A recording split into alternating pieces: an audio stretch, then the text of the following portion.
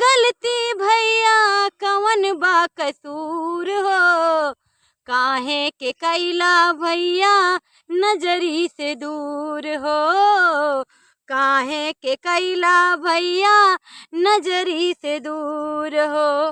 बीतल जाता बेआ तू ही रच के बिसराई हो, आई के रखिया बनवाला भैया हमार हो, आई के रखिया बनाला भैया हमार हो। दुअरा पे रोवेली बहिनिया तोहार हो, आज आई भैया राखी त्योहार हो।